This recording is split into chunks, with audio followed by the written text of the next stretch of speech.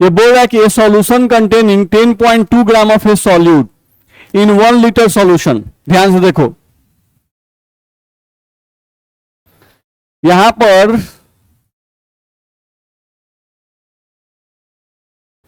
हम लोग का दो सॉल्यूशन लिया गया है, एक सॉल्यूशन और एक दो solution. A solution containing 10.2 gram of A solute in 1 litre solution, in 1 litre solution. पहला ये सॉल्यूशन नंबर 1 है, तो सॉल्यूशन नंबर 1 में आपको सॉल्यूट कितना है, इसमें सॉल्यूट का वेट दिया हुआ है 10.2 ग्राम इन 1 लीटर सॉल्यूशन। इस सॉल्यूशन का वॉल्यूम भी दिया हुआ है 1 litre. Is found to be isotonic with 2% W/V। चलो, ये जो सॉल्यूशन है इसके बारे में सॉल्यूशन नंबर 2 है, इसके बारे में इंफॉर्मेशन दिया गया 2% W/V। और ये सॉल्यूशन जो है वो ग्लूकोज का सॉल्यूशन है, 2% W/V ग्लूकोज सॉल्यूशन है ये।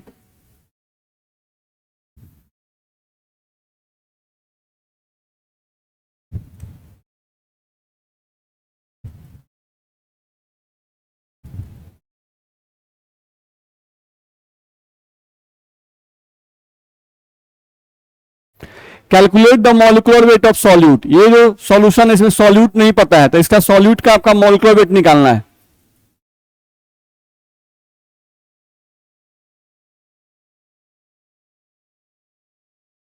यही क्वेश्चन है, ठीक है। तो आप याद कीजिए, आइसोटोनिक सॉल्यूशन के लिए हम लोग फॉर्मूला बताए थे,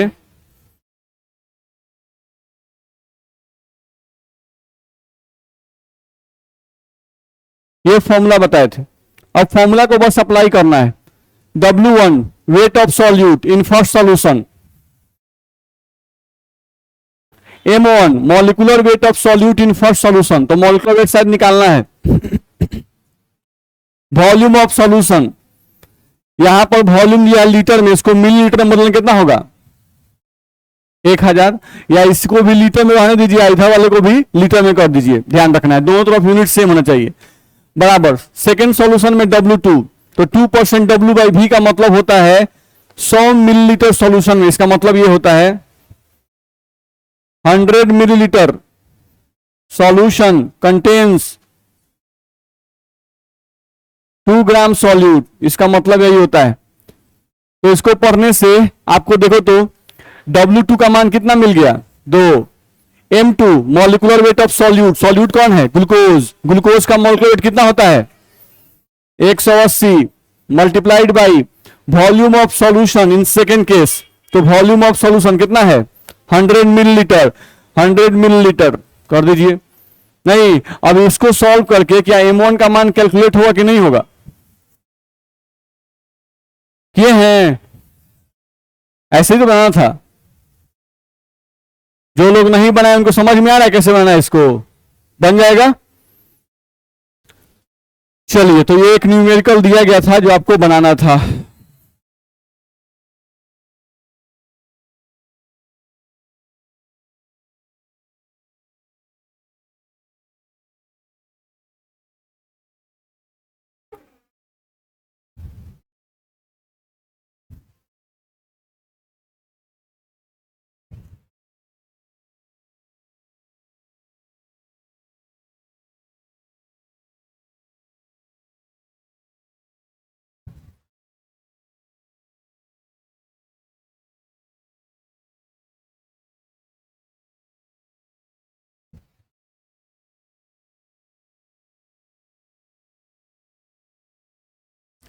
चलो ध्यान दीजिए, हम लोग कोलिगेटिव प्रॉपर्टी पढ़ लिए, पढ़े कि नहीं पढ़े, पढ़ लिए। तो कोलिगेटिव प्रॉपर्टी में अगर देखा जाए तो सबसे पहला कोलिगेटिव प्रॉपर्टी आप पढ़े थे RLVP, P0 माइनस PS बट्टा P0 बराबर मोल फ्रैक्शन ऑफ सॉल्यूट, ये सबसे पहला कोलिगेटिव प्रॉपर्टी था। दूसरा कोलिगेटिव प्रॉपर्टी आप पढ़े थे delta TB is equals to KB into M, ये आप पढ़े। इसी में आप KB इंटू M जो है उसको आप मोलरिटी का फॉर्मूला लिखे थे। तीसरा कौन सा पढ़े,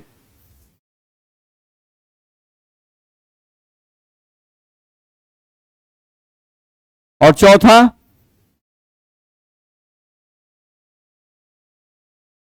नहीं, सीआरटी बोले चाहे एमआरटी, यही हम लोग फॉर्मूला पढ़े।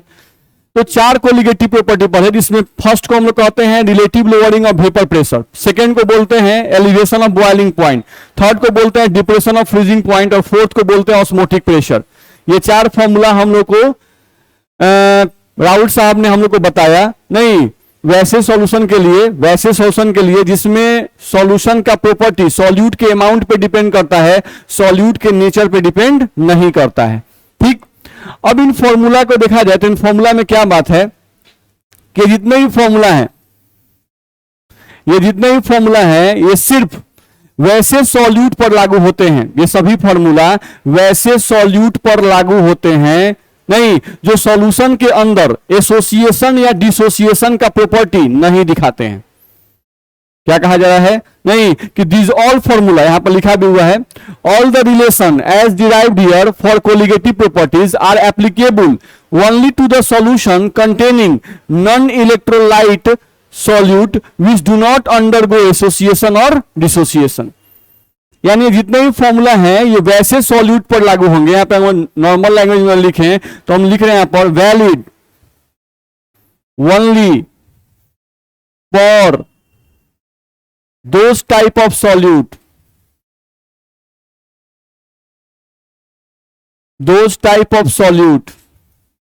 which do not undergo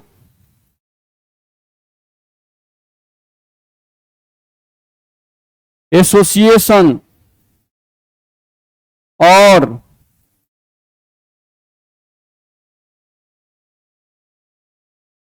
dissociation inside the solution. ये जितने भी फॉर्मूला हैं ये वैसे सॉल्यूट पर लागू होंगे जो सॉल्यूट सॉल्यूशन के अंदर एसोसिएशन या डिसोसिएशन का प्रॉपर्टी नहीं दिखाते होंगे, ध्यान रखना है। ठीक है, तो वैसे सॉल्यूट जो एसोसिएशन या डिसोसिएशन का प्रॉपर्टी नहीं दिखाते हैं उनको हम लोग कहते हैं नॉन इलेक्ट्रोलाइट। क्या कहते हैं? Non electrolyte. ठीक है, हम यहां से सॉल्यूट को दो भाग में बांट रहे हैं, समझो। सॉल्यूट को यहां पर हम दो भाग में बांट रहे हैं। ये कंपाउंड का मतलब यहां लिखने का मतलब है सॉल्यूट। ठीक है, अब सॉल्यूट को हम दो भाग में बांट रहे हैं। कुछ सॉल्यूट ऐसे हैं जिनको हम बोल रहे हैं कि वो इलेक्ट्रोलाइट्स होते हैं, और कुछ सॉल्यूट ऐसे होते हैं जिनको हम क्या बोल रहे हैं कि वो नॉन इलेक्ट्रोलाइट्स होते हैं। तो राउल्ट के फॉर्मूला अगर कोई पूछता है कि इलेक्ट्रोलाइट्स पर लागू होंगे कि नॉन इलेक्ट्रोलाइट्स पर, नॉन इलेक्ट्रोलाइट्स पर, राउल्ट के फॉर्मूला सिर्फ नॉन इलेक्ट्रोलाइट्स पर लागू होते हैं, इलेक्ट्रोलाइट्स पर लागू नहीं होते हैं। समझेंगे क्यों नहीं ऐसा होता है, ध्यान रखना है। तो नॉन इलेक्ट्रोलाइट्स पर लागू होते हैं, इसका मतलब हुआ कि ये ऐसे सॉल्यूट हैं जो सॉल्यूशन के अंदर जाने के बाद डिसोसिएशन या एसोसिएशन का प्रॉपर्टी नहीं दिखाते हैं, और इलेक्ट्रोलाइट्स वैसे सॉल्यूट हैं जो सॉल्यूशन के अंदर जाने के बाद डिसोसिएशन या एसोसिएशन का प्रॉपर्टी दिखाते हैं। ठीक, अच्छा इसी बात को ऐसे बोलते हैं इलेक्ट्रोलाइट। ये क्या है? इलेक्ट्रोलाइट। तो इलेक्ट्रोलाइट के लिए हम बोल रहे हैं क्या कि इलेक्ट्रोलाइट ये ऐसे सॉल्यूट हैं जिनका अमाउंट सॉल्यूशन के बाहर जितना होता है सॉल्यूशन के अंदर भी उतना ही रहता है। सॉरी, इलेक्ट्रोलाइट के लिए नहीं, नॉन इलेक्ट्रोलाइट के लिए। नॉन इलेक्ट्रोलाइट के लिए हम क्या बोल रहे हैं? ये ऐसे सॉल्यूट हैं जिनका अमाउंट सॉल्यूशन के बाहर जितना रहता है सॉल्यूशन के अंदर उतना ही रहता है। ठीक है, यहां आइए, इलेक्ट्रोलाइट के लिए क्या बोल रहे हैं? इलेक्ट्रोलाइट के लिए ये ऐसे सॉल्यूट हैं जिनका अमाउंट सॉल्यूशन के बाहर कुछ और होगा और सॉल्यूशन के अंदर जाने के बाद कुछ और हो जाएगा। नहीं, या तो अमाउंट बढ़ जाएगा या तो अमाउंट घट जाएगा। ध्यान रखना है, तो समझते हैं, देखा जाए जैसे एग्जांपल ऑफ नॉन इलेक्ट्रोलाइट।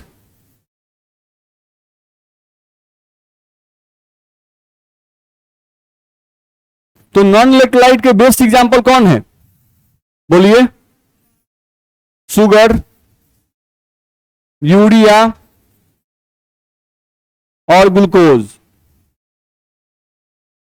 ध्यान रखना है, इनकी खासियत क्या है, शुगर, यूरिया और ग्लूकोज की खासियत क्या है कि मान लो ये आपका हाथ है चम्मच की तरह, नहीं, और इसमें आप शुगर का एक कण लिए हुए हैं, शुगर का एक कण, तो शुगर के एक कण का फॉर्मूला क्या होता है जी, यही होता है। नहीं, यहां पर शुगर का एक कण लिए हुए हैं, अब इस शुगर के एक कण को आप उठा के इस पानी में डाल दिए। ध्यान रखना है, ये एक है जिसका फॉर्मूला C12H12 है, सिर्फ वही है। अब इसको आप पानी के अंदर डाल दिए तो पानी के अंदर ये शुगर का कण चला गया, देख लो। नहीं, तो हाथ में भी इसके कणों की संख्या 1 है। यहां पर हम बोल रहे हैं कि number of particles outside the solution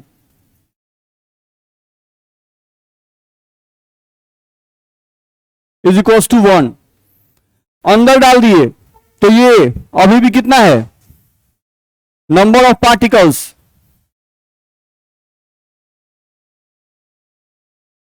inside the solution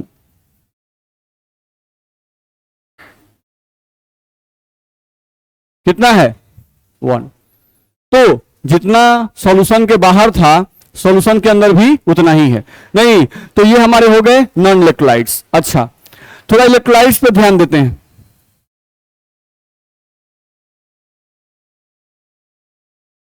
देखो तो हम यहां से क्या करते हैं, ये हुआ आपका हाथ, और इस हाथ में हम ये ले लिए एक पार्टिकल। ये पार्टिकल कौन सा है, NaCl। ये क्या है, NaCl, ठीक है। ये एक नमक का कण आप लिए हैं, बस एक नमक का कण है। नहीं, तो बताइएगा नंबर ऑफ पार्टिकल्स, आपको पार्टिकल्स देखना है, फॉर्मूला से मतलब नहीं है। NaCl यहां पर इसके पार्टिकल्स हैं कितनी है, एक। Number of particles outside the solution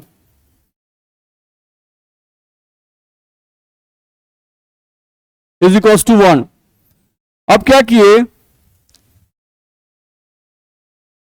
इस पार्टिकल को उठा के सॉल्यूशन के अंदर डाल दिए।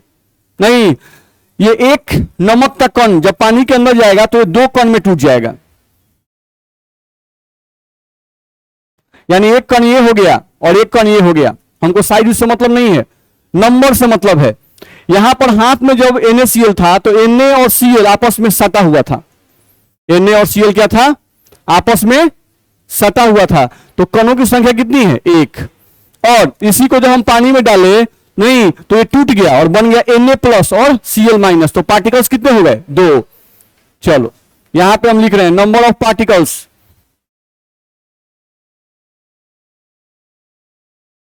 इनसाइड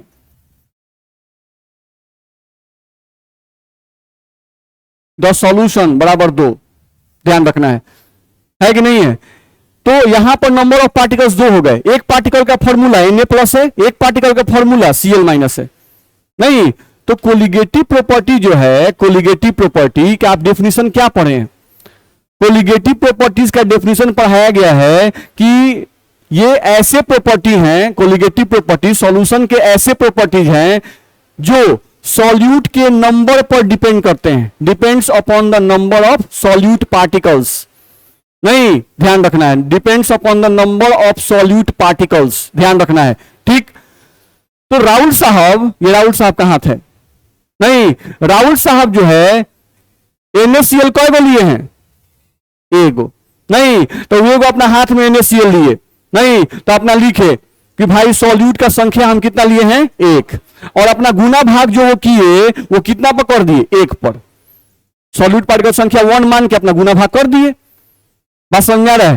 और जैसे ही सॉल्यूट पार्टिकल को सॉल्यूशन के अंदर डाले, नहीं, सॉल्यूशन के अंदर ही सॉल्यूट पार्टिकल जाने के बाद 2 भाग में टूट गया,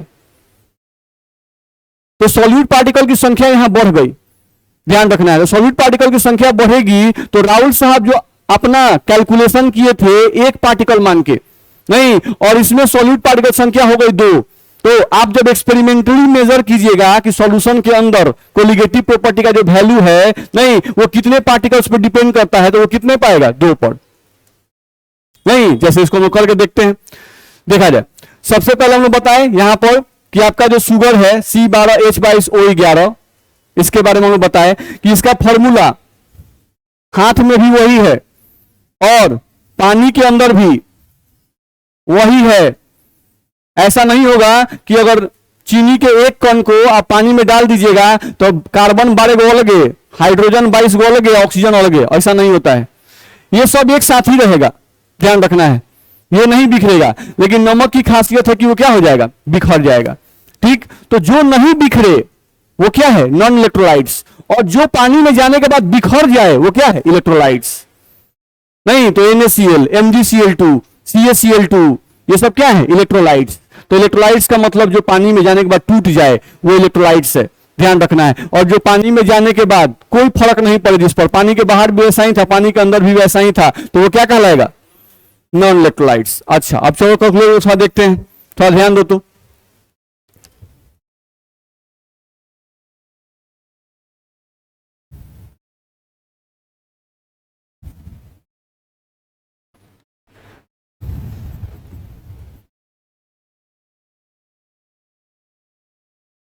देखा जाए यहां पर अगर ध्यान दें हम लोग तो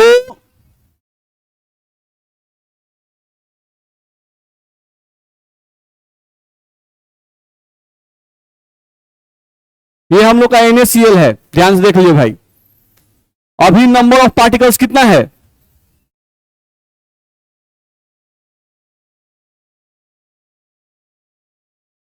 नंबर ऑफ पार्टिकल्स 1 है। चलिए, तो नंबर ऑफ पार्टिकल्स 1 का मतलब हम मान लेते हैं ऐसे ही 1 मोल। कितना मान लेते हैं, 1 मोल है। यहां जो पानी है, यहां वाटर लिए हुए हैं, तो इस वाटर का अमाउंट जो है हम मान लेते हैं कि 1 kg है। कितना है, 1 kg है।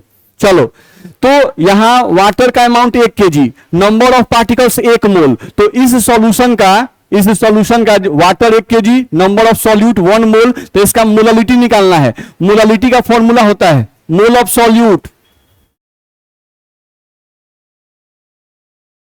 बट्टा वेट ऑफ सॉल्वेंट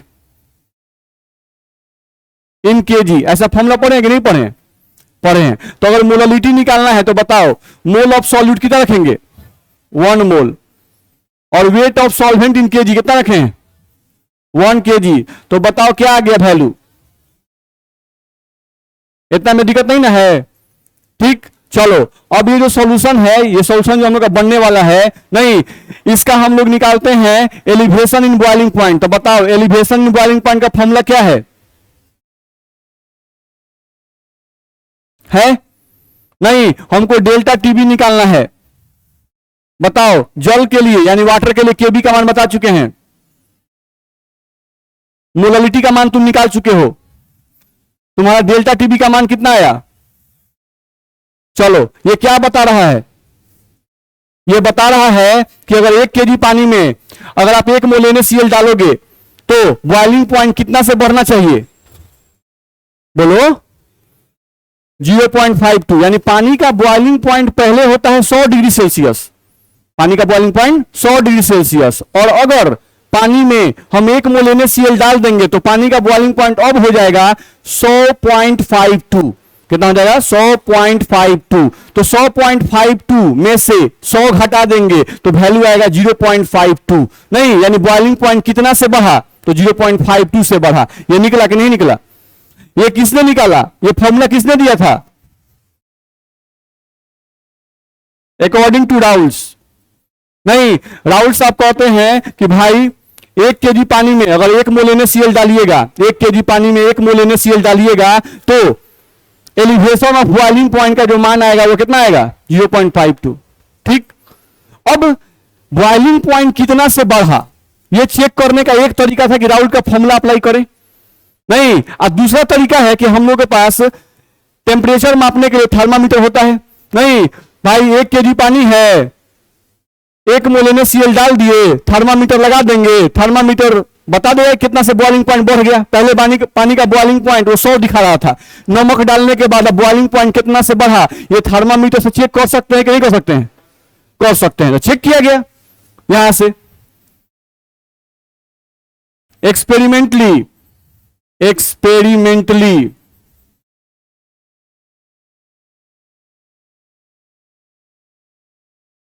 ध्यान रखना, experimentally checking the value of increase in boiling point, increase in boiling point by thermometer, thermometer से भाई एक्सपेरिमेंटली चेक किया गया। तो जब चेक किया गया नहीं तो हम लोग का जो वैल्यू आया वो डेल्टा टीबी का जो कितना से बढ़ा तो वो हम लोग को आ गया 0.52 का दुगना। नहीं यानी अगर उसको मल्टीप्लाई करें तो 2 दूना 4 और 5 दूना 10, 10 कितने हुआ 2 अंक बाद, यानी 1.04 ये आया। यानी थर्मामीटर कह रहा है क्या कि अगर 1 केजी पानी में अगर 1 मोल NaCl आप डालिएगा, 1 केजी पानी में अगर आप 1 मोल NaCl डालिएगा तो आपका बॉइलिंग पॉइंट 0.52 डिग्री सेल्सियस से नहीं बढ़ेगा, 1.04 डिग्री सेल्सियस से बढ़ जाएगा। कितना से बढ़ जाएगा? 1.04 डिग्री सेल्सियस से बढ़ जाएगा। तो राउल्ट के अनुसार जो वैल्यू आया और थर्मामीटर से जो वैल्यू आया दोनों मैच कर रहा है कि अलग अलग है? दोनों अलग अलग है, दोनों मैच नहीं किया। इसका मतलब हुआ कि जरूर राउल्ट जो थे वो कहीं ना कहीं गलती कर रहे हैं। नहीं, क्योंकि थर्मामीटर गलती की राउल्ट गलती, राउल्ट गलती, थर्मामीटर थोड़ा ना गलत बताएगा, वो तो उसी के लिए बना हुआ है। नहीं तो थर्मामीटर कह रहा है कि 1.04 डिग्री सेल्सियस होगा और राउल्ट का फॉर्मूला कहता है कि नहीं 0.52 डिग्री सेल्सियस। यानी कि इस सॉल्यूशन में राउल्ट साहब जरूर कुछ ना कुछ गलती कर रहे हैं। तो क्या गलती कर रहे थे? गलती ये कर रहे थे कि वो नंबर ऑफ पार्टिकल्स NaCl का कितना मोल लिए? 1 मोल। लेकिन ये NaCl जब अंदर गया तो ये NaCl कितने पार्टिकल में टूट गया? 2 पार्टिकल में। यहां पर ये आ गया 1 मोल Na प्लस और 1 मोल Cl माइनस। नहीं तो अब इस 1 मोल NaCl को जब पानी में डाले, अब इसका मोलालिटी अगर आप एक्सपेरिमेंटली निकालिएगा तो इसमें मोलालिटी का मतलब total number of moles of solute, तो यहां मोल्स ऑफ सॉल्यूट कितना हो जाएगा? 2 और बट्टा weight of solvent in KG कितना हो जाएगा? 1 केजी। तो इसका मोलालिटी आना कितना चाहिए था? 2 और राहुल साहब कैलकुलेट कितना कर दिए? 1। मेरी बात समझ में आ रही है? नहीं तो राहुल साहब कहां केयर नहीं किए थे? वो क्या किए कि जो सॉल्यूट पार्टिकल्स वो हाथ में लेते थे, नहीं उसी के आधार पर वो कैलकुलेशन शुरू कर देते थे। जबकि कैलकुलेशन को कहां से करना चाहिए था? सॉल्यूशन के अंदर डाल देते और सॉल्यूशन के अंदर डालने के बाद वो देखते कि ये सॉल्यूट पार्टिकल्स जो है वो कितने भाग में टूट रहा है। नहीं और सॉल्यूट पार्टिकल्स की संख्या को काउंट करके उसके बाद अगर मोलालिटी वो निकाले होते तो क्या उनका फॉर्मूला गलत होता? नहीं होता। मेरी बात को समझ में आ रही है? नहीं तो राउल्ट का फॉर्मूला क्यों गलत हो गया? क्योंकि उन्होंने सॉल्यूशन के अंदर जब सॉल्यूट पार्टिकल्स जाते हैं, सॉल्यूशन के अंदर उनका क्या बिहेवियर रहता है इसके आधार पर वो अपना कैलकुलेशन नहीं करते थे। सॉल्यूशन के बाहर जो सॉल्यूट की पार्टिकल्स वो संख्या लेते थे कि हाँ 1 मोल NaCl is dissolve in 1 mol NaCl is dissolved in 1 kg of solvent, then molality is equals to 1, so delta TB is equals to Kb into 1। नहीं, Kb का value 0.52, so delta TB is equals to 0.52, वो निकाल दिए। लेकिन thermometer क्या बताया? 1.04 degree Celsius. क्यों बता रहा है? क्योंकि थर्मामीटर सॉल्यूट पार्टिकल्स की संख्या को 1 काउंट कर रहा है कि 2। तो वैल्यू हम लोग का आधा आएगा कि बराबर आएगा कि दुगना आएगा? दुगना आएगा। तो इसीलिए तो दुगना आ गया भाई। मेरी बात को समझ में आ रही है? नहीं सोचो, जैसे हम लोग यहां से एक बर्तन लिए और इस बर्तन में फिर से ध्यान से देखो कहां कहां वो गलती हो रहे थे। फिर से हम ले ले यहां पर 1 केजी पानी ले लिए, 1 केजी वाटर ले लिए। आइए देखिए राहुल साहब का हाथ है और यहां पर वो ले लिए, ध्यान से देखिए AlCl3। क्या ले लिए? AlCl3। नहीं तो यहां पर 1 एल्युमिनियम के साथ कोई क्लोरीन सटा हुआ है? 3 गो। 1 एल्युमिनियम के साथ 3 क्लोरीन सटा हुआ है। अब AlCl3 तो ले लिए, नहीं तो वो अब यहां पे काउंट कर रहे हैं कि AlCl3 कितना मोल है? 1 मोल। आज सॉल्यूट का अमाउंट कितना है 1 केजी। तो अकॉर्डिंग टू राउल्ट हम कैलकुलेट करेंगे, अकॉर्डिंग टू राउल्ट कैलकुलेट करेंगे। तो बताओ फिर से मोललिटी वो क्या निकाल लेंगे, वो मोललिटी निकालेंगे मोल ऑफ सॉल्यूट 1 मोल बटा वेट ऑफ सॉल्वेंट 1 केजी।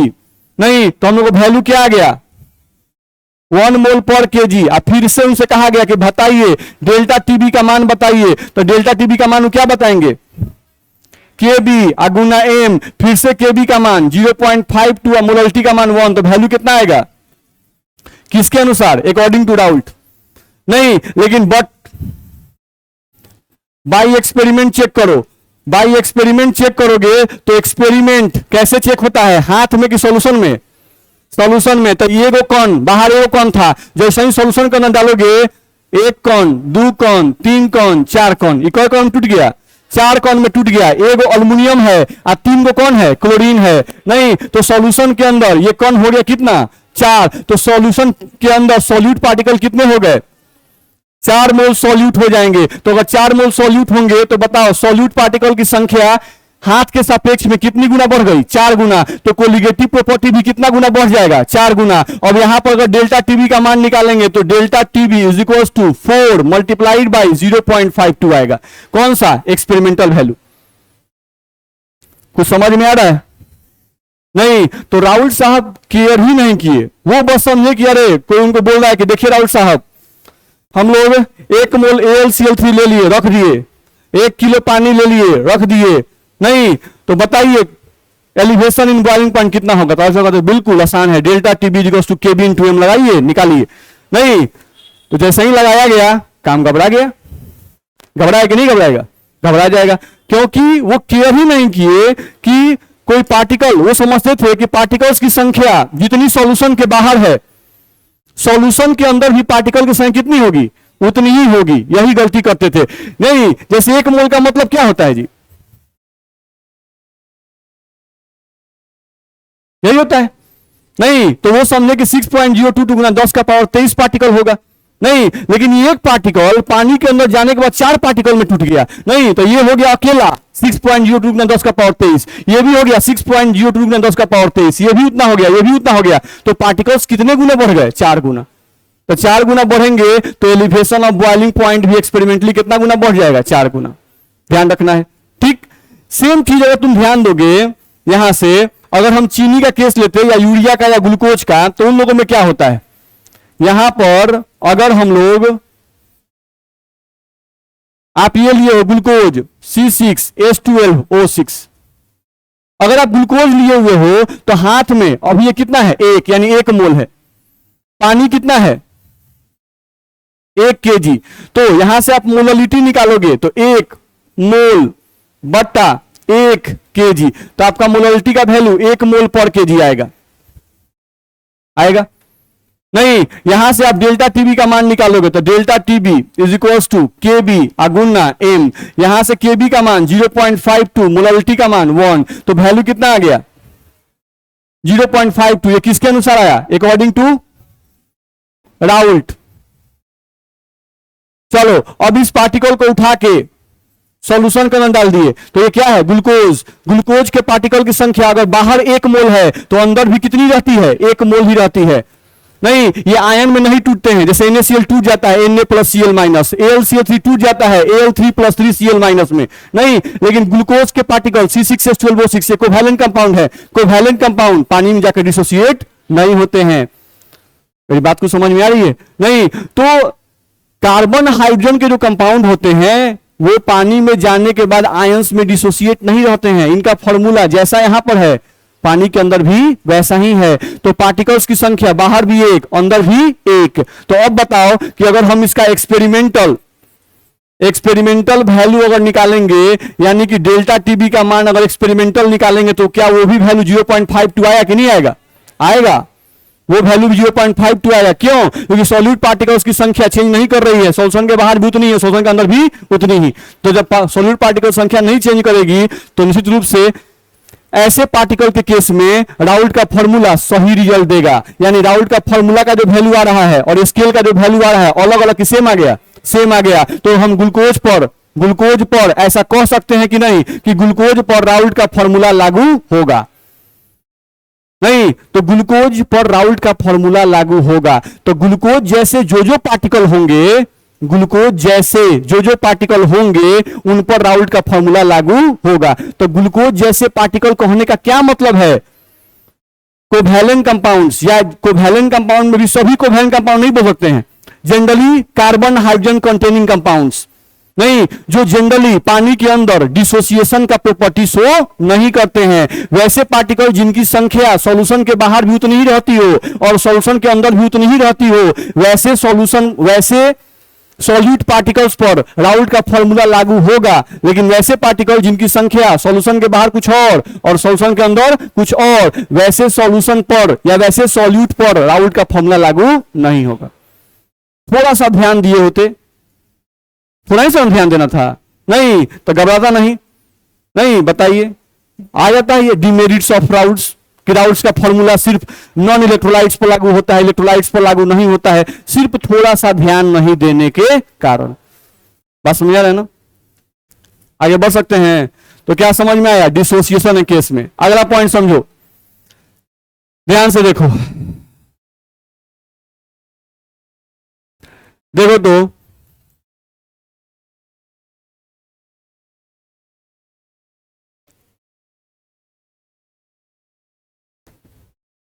देखा जाए, यहां पर मान लो कि हम KI का सोल्यूशन लिया, या मान लो कि यहां पे वाटर ही लिए हुए हैं, मान लो वाटर 1 kg, या वाटर नहीं बेंजीन लेते हैं सॉल्वेंट के रूप में, यहां पर लिया गया बेंजीन, ठीक है, और बेंजीन ले लिए हैं कितना? 1 kg, ठीक है। फिर से लेते हैं राउल्ट साहब का हाथ, ये ले लिए, इसमें पार्टिकल ले लिए हैं 2 गो जी, ध्यान रखना है। कई गो पार्टिकल है?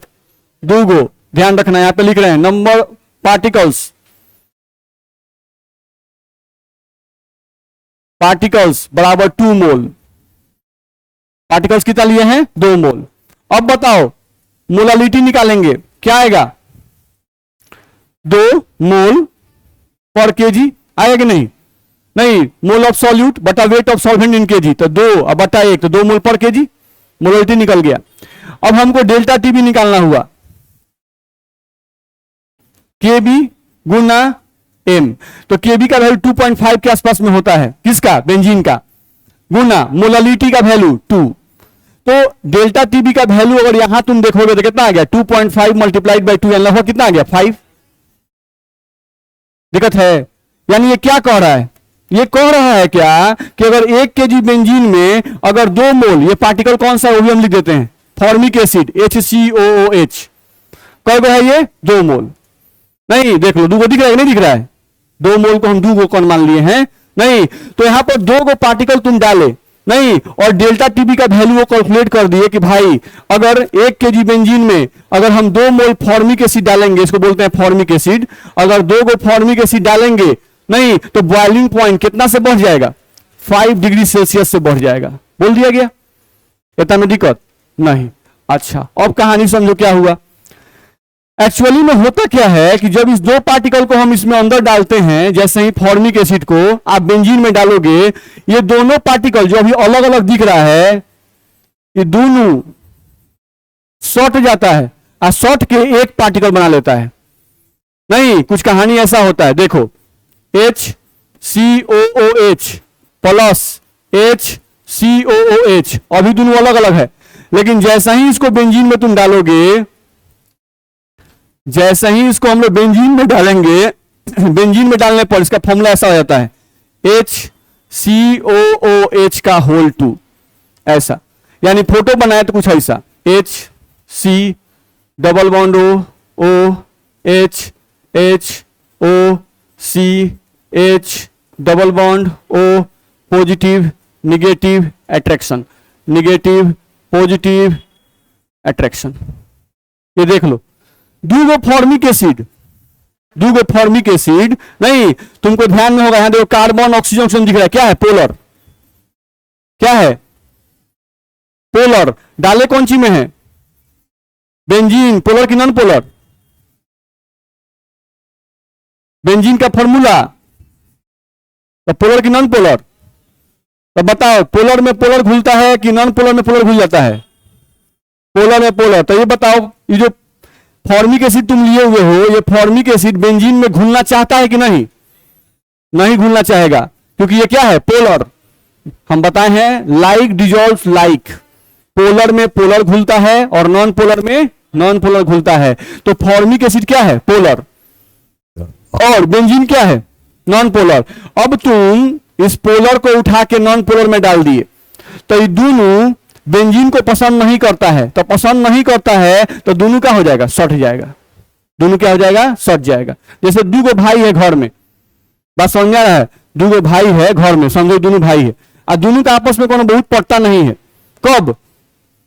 जब घर पर है सब, तब। घर पर है सब तो नहीं पट रहा है, दूसरे को देखना नहीं चाहता है सब। लेकिन दोनों भाई गलती से एक जगह ऐसा चला गया नहीं जहां से दोनों को डर लगता है, तो देखिएगा दोनों सट जाएगा।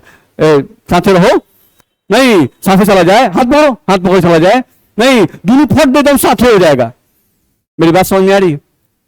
तो यहां भी कुछ कहानी ऐसे है, जब सॉल्वेंट के बाहर हैं, सॉल्वेंट के बाहर हैं नहीं, तो दोनों अलग अलग हैं। आज जैसे ही बेंजीन में डाला गया तो बेंजीन को ना ये पसंद करता है ना ये पसंद करता है। अब बेंजीन वाले कुआं में कूद गया, दोनों आपस में सट जाएगा। हाथ जुड़ा लेगा, देखो हाथ जुड़ा लिए कि नहीं? हाथ जुड़ा लिए कि नहीं? अट्रैक्शन फोर्स आ गया दोनों में, आकर्षण बल आ गया नहीं। अब दोनों आपस में चिपक गया है, देख लो HCOH का होल 2, यहां दोनों अलग अलग था, दोनों चिपक गया। अब तो हाथ में जब थे तो पार्टिकल्स कितने? 2। बेंजीन के अंदर गए तो पार्टिकल्स कितने? 1। अब ये बताओ कि यहां पर तुम डेल्टा टीबी का वैल्यू निकाल लिए, राहुल साहब निकाल दिए नहीं, लेकिन जब थर्मामीटर लगाएंगे तो थर्मामीटर 2 पार्टिकल्स के आधार पर बॉइलिंग पॉइंट बताएगा कि एक पार्टिकल्स के आधार पर बताएगा? एक पार्टिकल के आधार पर बताएगा। उसके अनुसार यानी एक्सपेरिमेंट के अनुसार, बाई एक्सपेरिमेंट अगर देखा जाए तो उसके अनुसार मोलालिटी का मान कितना आएगा? 1। क्यों? क्योंकि वो मानेगा मोल ऑफ सॉल्यूट 1 और वेट ऑफ सॉल्वेंट 1 kg, तो उसके अनुसार मोलालिटी आएगा, एक्सपेरिमेंट द्वारा मोलालिटी आएगा 1 मोल पर kg। तो डेल्टा टीबी का मान उसके अनुसार कितना आ जाएगा? 2.5 मल्टीप्लाइड बाई 1, यानी वैल्यू कितना आएगा? 2.5। बात समझ में आ रहा है? नहीं तो अगर कोई सॉल्यूट पार्टिकल नहीं का संख्या सॉल्यूशन के बाहर 2 है और सॉल्यूशन के अंदर जाने के बाद घट गया, तो क्या ऐसे सॉल्यूट पार्टिकल जो एसोसिएशन दिखा रहे हैं, आपस में जुड़ जा रहे हैं, क्या ऐसे सॉल्यूट पार्टिकल के केस में भी राउल्ट का फॉर्मूला सही रिजल्ट देगा? नहीं देगा। तो राउल्ट का फॉर्मूला किस किस केस में लागू नहीं होगा? डिसोसिएशन केस में, यानी वैसे सॉल्यूट पार्टिकल जो डिसोसिएशन दिखाते होंगे उनके केस में भी राउल्ट का फॉर्मूला लागू नहीं होगा, और वैसे पार्टिकल जो एसोसिएशन का प्रॉपर्टी दिखाते होंगे उनके केस में भी राउल्ट का फॉर्मूला लागू नहीं होगा। राउल्ट का फॉर्मूला सिर्फ किस केस में लागू होगा? तो वैसे इलेक्ट्रोलाइट या वैसे सॉल्यूट केस में जो ना ही एसोसिएशन का गुण दिखाता हो और ना ही डिसोसिएशन का गुण दिखाता हो। बोलो, ऐसा बोलो तो दिक्कत बुझा रहा है किसी को? चलिए, तो देखो, तो following cases in which Raoult's formula of colligative properties are not valid. कौन से केस हैं नहीं जिनमें राउल्ट्स के फॉर्मूला लागू नहीं होते हैं? ध्यान रखना है, following cases in which Raoult's formula colligative properties are not valid. तो पहला केस क्या है? In case of dissociation. चलो, डिसोसिएशन के केस में क्या होता है? Number of particles inside the solution is greater than number of particles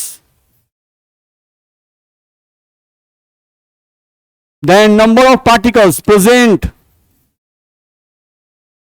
outside the solution। ऐसा होता है कि नहीं होता है? outside the solution। चलो, तो डिसोसिएशन के केस में हम क्या लिखें? एक्सपेरिमेंटल कोलिगेटिव प्रॉपर्टी का जो मान आएगा वो हमेशा ज्यादा आएगा किससे? कैलकुलेटेड कोलिगेटिव प्रॉपर्टी के मान से। तो कैलकुलेटेड का मतलब होता है कैलकुलेशन अकॉर्डिंग टू राउल्ट्स नहीं, तो एक्सपेरिमेंटल कोलिगेटिव प्रॉपर्टी का मतलब जो थर्मामीटर से वैल्यू मापेंगे वो ज्यादा आएगा, और राउल्ट के फॉर्मूला पे जो कैलकुलेट करके निकालेंगे उसका वैल्यू कम आएगा। किस केस में? डिसोसिएशन के केस में, ऐसा बोल सकते हैं। चलिए दूसरा केस आइए, दूसरा केस क्या बताया गया? इन केस ऑफ एसोसिएशन, एसोसिएशन के केस में भी राउल्ट का फॉर्मूला नहीं लागू होगा। क्यों लागू नहीं हो रहा है? इन दिस केस क्या होता है? बोलो गधा सब। Number of solute particles, solute particles inside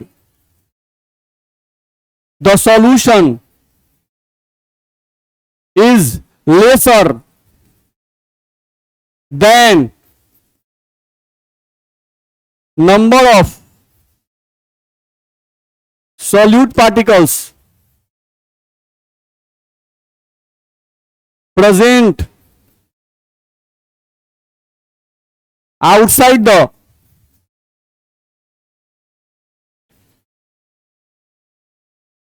solution. बोलो दिक्कत है इसमें? नहीं तो ये बताओ, इस केस में कोई पूछे कि एक्सपेरिमेंटल वैल्यू कोलिगेटिव प्रॉपर्टी का और कैलकुलेटेड वैल्यू कोलिगेटिव प्रॉपर्टी का कौन ज्यादा कौन कम? कैलकुलेटेड का वैल्यू ज्यादा आएगा और एक्सपेरिमेंटल कोलिगेटिव प्रॉपर्टी का वैल्यू क्या आएगा? कम आएगा। बोलो दिक्कत है इसमें? नहीं तो राउल्ट का फॉर्मूला दो केसेस में लागू नहीं होता है, इन केस ऑफ डिसोसिएशन और इन case of association. Dissociation case में एक्सपेरिमेंटल मान ज्यादा हो जाता है, नहीं, और एसोसिएशन केस में एक्सपेरिमेंटल मान कम हो जाता है। ठीक है, क्यों होता है समझिएगा हम लोग। डिसोसिएशन केस में सॉल्यूशन के अंदर सॉल्यूट पार्टिकल्स की संख्या बढ़ जाती है, तो सॉल्यूट पार्टिकल्स की संख्या बढ़ेगी तो कोलिगेटिव प्रॉपर्टी तो वैसा ही प्रॉपर्टी है जो सॉल्यूट पार्टिकल की संख्या पे ही डिपेंड करता है। सॉल्यूट पार्टिकल की संख्या बढ़ेगी तो कोलिगेटिव प्रॉपर्टी का मान भी बढ़ेगा, नहीं सॉल्यूट पार्टिकल की संख्या अगर घटेगी तो कोलिगेटिव प्रॉपर्टी का मान भी घट जाएगा। सिंपल कॉन्सेप्ट है। चलो देखा जाए, यहां से एक टर्म है थोड़ा इसको समझ लें, इलेक्ट्रोलाइट्स, जिसका हम लोग को आगे यूज में आने वाला है। तो इलेक्ट्रोलाइट्स में देखो तो दो टाइप के इलेक्ट्रोलाइट्स लिखे गए हैं। एक क्या लिखा गया है? स्ट्रॉन्ग इलेक्ट्रोलाइट्स, और एक क्या लिखा हुआ है? Weak electrolytes. ध्यान रखना है। तो स्ट्रॉन्ग इलेक्ट्रोलाइट्स का मतलब कहा जाता है, स्ट्रॉन्ग इलेक्ट्रोलाइट का मतलब वैसे सबस्टांस, वैसे सबस्टांस। थक गया है क्या? बोलो नो सर का थक गया है बेचारा। पहले आदमी नहीं होता है ऐसे सीट पर हाथ रखता है, फिर कुछ देर ऐसे रखता है, फिर कुछ देर ऐसे रखता है, फिर कुछ देर ऐसे रखता है नहीं होता है, पूरा उलीट पुलीट जाता है आदमी। देखा जाए क्या कीजिएगा, इतना ना दौड़ भाग है कि क्या ही कहा जाए। नहीं फिजिक्स यहां पढ़ रहे हैं तो केमिस्ट्री छपरा का वो कौन पढ़ रहे हैं, तो मैथ कौन और कौन पढ़ रहे हैं। नहीं दौड़ते दौड़ते हाँफते हाँफते पहुंचना है, नहीं फिर समझना भी है, दिमागो दौड़ाना है, बस मेरा फिर कंप्लीट भी करना है। कितना मेहनत है लाइफ में, क्या ही कीजिएगा। चलिए इलेक्ट्रोलाइट्स। अब इलेक्ट्रोलाइट्स में बोला गया कि स्ट्रॉन्ग इलेक्ट्रोलाइट और एक वीक इलेक्ट्रोलाइट। अब स्ट्रॉन्ग इलेक्ट्रोलाइट का मतलब है वैसे सबस्टांस जिसको पानी में डालने के बाद कंप्लीटली डिसोसिएट कर जाए। जैसे मान लो कि हम NaCl का 2 कण ले लिए या 1 कण ले लिए, 1 कण को हम पानी में डाले, नहीं तो टूट गया पूरा Na+Cl-। फिर NaCl का 5 कण लिए और 5 को पानी में डाल दिए तो हमको मिल गया 5 Na+ और 5 Cl-। तो जो कंप्लीटली टूट जाए आयंस में वो होता है स्ट्रॉन्ग इलेक्ट्रोलाइट। वैसे सबस्टांस जो पानी में डालने के बाद कंप्लीटली आयंस में टूट जाए वो है स्ट्रॉन्ग इलेक्ट्रोलाइट, और वैसे सबस्टांस जो पानी में डालने के बाद कंप्लीटली आयन में नहीं टूटे वो है वीक इलेक्ट्रोलाइट्स। वो क्या है? Weak electrolytes. जैसे मान लो कि हम लोग बात कर रहे हैं फॉर्मिक एसिड ले लिए HCOOH, अब HCOH फॉर्मिक एसिड का हम 5 कण ले लिए। कौन कौन? 5 को। अब 5 को उठा के पानी में डाल दिए, नहीं तो अगर 5 सोचो, हम पहले यहां देख ले फॉर्मिक एसिड HCOOH, ये पहले टूटता कैसे है तो याद रखिएगा HCOO- H+, ये ऐसे ही टूटता है। कैसे टूटता है? इसका स्ट्रक्चर ऐसे होता है, यही फॉर्मिक एसिड है HC≡OH।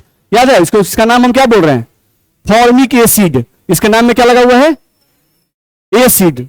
क्या लगा हुआ है? एसिड। तो एसिड किसे कहते हैं? जिसको पानी में डालने के बाद जो H प्लस प्रोड्यूस करता है उसे एसिड कहते हैं।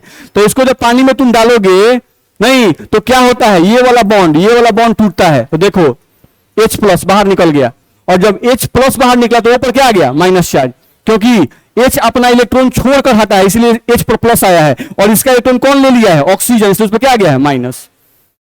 मेरी बात समझ में आ रही है? नहीं तो पहला बात ध्यान रखो कि फॉर्मिक एसिड कैसे टूटता है, तो HCO माइनस H प्लस टूट गया। अच्छा ये बताओ कि इसमें hydrogen non metal, non metal पहचानते हैं कि नहीं? पहचानते हैं? सब आश्चर्य होता है, मेरे नाम कि नहीं? कौन बोलेगा? कहीं बोल दिया, उठा के पूछ दिया तो एक से एक बनल है सब। अरे गधा, कितना बार बताए हैं कि मेटल के नाम के इंड में ओम आता है? नहीं, खाली हीलियम उसमें एक्सेप्शन है, बाकी सोडियम, मैग्नीशियम, अल्युमिनियम, अर्जेंटिनम, फेरम सब कौन सी है, मेटल। जिसके नाम के इंड में ओम आए वो क्या है, मेटल। नहीं बताइए, हाइड्रोजन मेटल नॉन मेटल?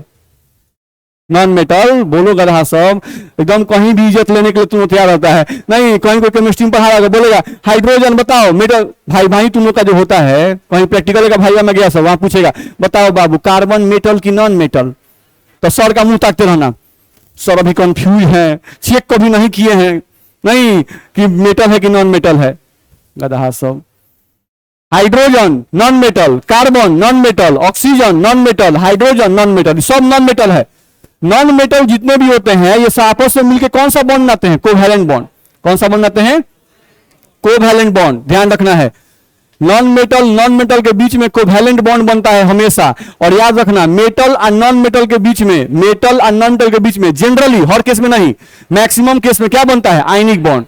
क्या बनता है, आयनिक बॉन्ड। तो आयनिक बॉन्ड की खासियत है कि उसको पानी में डालोगे तो आयन में टूट जाएगा। जैसे Na+, सोडियम मेटल है, क्लोरीन नॉन मेटल है, NaCl मिला, मेटल नॉन मेटल, तो ये आयनिक बॉन्ड है। पानी में डालोगे तो Na+ अलग, Cl- अलग। लेकिन कोवैलेंट कंपाउंड जल्दी टूटता नहीं है पानी के अंदर। कोवैलेंट कंपाउंड पानी के अंदर जल्दी टूटता नहीं है। तो अगर HCOH तुम लिए हुए हो, मान लो 5 को ले लिए, कई ले लिए, 5 को, अगर इस 5 को भी ढको पहले, एगो HCOH अगर पूर्णतः टूट जाए तो कई गो आयन प्रोड्यूस करेगा, 2 गो। एगो HCOH अगर कंप्लीटली टूटे तो कई गो आयन प्रोड्यूस करेगा, 2 गो। यहां पर 5 गो लिए हैं तो कई गो आयन मिलना चाहिए, 10 गो। लेकिन जब काउंट किया गया तो आयन कई गो मिल रहा है, 4 गो। 2 गो HCO माइनस और 2 गो H प्लस, यानी 4 गो मिला। बाकी जो HCOH था वो नहीं टूटा, यानी 5 गो में से 2 गो टूटा, क्योंकि 2 गो टूटेगा तो कई गो आयन मिलेगा, 4 गो। तो 2 गो टूटा, अब बाकी जो 3 गो है वो नहीं टूटा, बाकी 3 गो नहीं टूटा। नहीं तो जो लोग कंप्लीटली डिसोसिएट नहीं करते हैं उन्हें क्या कहते हैं, वीक इलेक्ट्रोलाइट्स। और जो लोग कंप्लीटली डिसोसिएट कर जाते हैं पानी के अंदर उन्हें क्या कहते हैं, स्ट्रॉन्ग इलेक्ट्रोलाइट्स। मेरी बात कुछ समझ में आ रही है? नहीं तो स्ट्रॉन्ग इलेक्ट्रोलाइट्स में कौन लोग आएंगे,